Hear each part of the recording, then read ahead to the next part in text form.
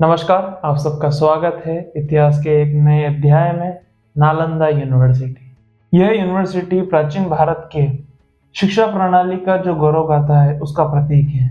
आज की इस वीडियो में हम जानेंगे कि इस यूनिवर्सिटी का पतन कैसे हुआ, कैसे इसे जलाया गया, इस यूनिवर्सिटी का पूरा हिस्ट्री, और हम जानेंगे कि इसको अभी वापस से जो बनाया गया है उसमें क्या क्या है और पहले से कैसे अलग है। बिहार के राजगीर में स्थित ये वाली यूनिवर्सिटी 450th सेंचुरी में स्थापित हुई थी। माना जाता है कि यह यूनिवर्सिटी एक बौद्ध मठ के पास खुली थी जिसका नाम नालंदा था। उसी के कारण इसका नाम भी नालंदा विश्वविद्यालय पड़ा। समय के साथ यह यूनिवर्सिटी एक वैश्विक केंद्र बन गया जहां पर चीन, तिब्बत और भी कई देशों के लोग यहां पर अपना शिक्षा ग्रहण करने आते थे। यहाँ पर केमिस्ट्री, फिलोसॉफी, आर्ट्स और ऐसे कई सब्जेक्ट्स उस वक्त पढ़ाए जाते थे। नालंदा यूनिवर्सिटी का एजुकेशन सिस्टम मल्टी रिलीजियस और मल्टी डिसिप्लिनरी था। यहाँ पर हिंदू, जैनिज्म और बुद्धिज्म के कई ग्रंथ पढ़ाए जाते थे और यहाँ का जो एजुकेशन सिस्टम उसमें डिबेट, लेक्चर्स और साथ ही साथ पर्सनलाइज्ड एजुकेशन दिया जाता था पर बंदे को। नालंदा यूनिवर्सिटी के सबसे महत्वपूर्ण विशेषताओं में से एक विशेषता थी वहाँ का बहुत बड़ा लाइब्रेरी, जहाँ पर हजारों बुक्स और हजारों रिटन स्क्रिप्चर्स थे जो कि उसके विनाश के दौरान ही नष्ट हो गए। उस समय नालंदा यूनिवर्सिटी एक एजुकेशन हब माना जाता था। अपने अपने फील्ड के, अपने अपने सब्जेक्ट के जो महारथी थे वो यहाँ पर पढ़ते थे। उसमें से एक का नाम है जो ग्रेटेस्ट मैथमेटिशियन और ग्रेटेस्ट एस्ट्रोनॉमर आर्यभट्ट।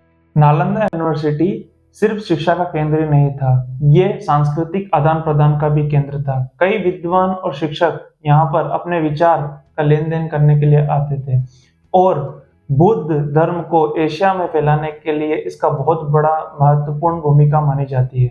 12वीं शताब्दी में इस यूनिवर्सिटी की डिमोलिशन के बाद में यह खंडहरों में ही रहा, पर अभी हाल ही में इसको वापस से बनाने के लिए काम चालू किया गया।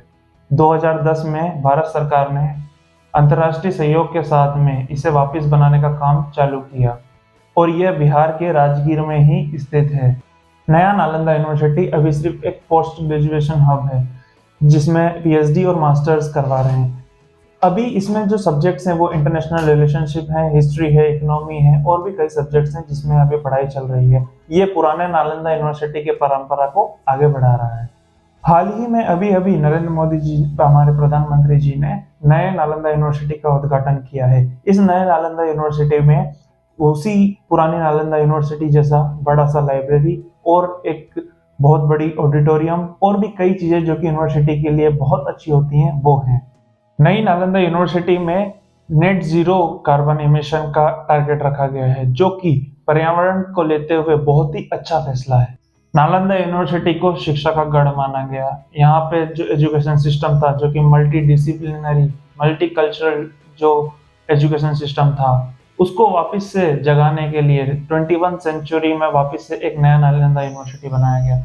माना जाता है कि ये यूनिवर्सिटी वापस से पहले की तरह उतना फेमस होगा और जो कि अभी हमारे सामने जितने भी डिफिकल्टीज हैं उसको सॉल्व करेगा, जैसे कि क्लाइमेटिकल चेंजेस हैं और डिस्क्रिमिनेशन है और भी कई ऐसे टॉपिक्स हैं जिसमें हमें वापस से सभी कंट्रीज को साथ में आके डिस्कस करके एक नया सॉल्यूशन लाने की जरूरत है।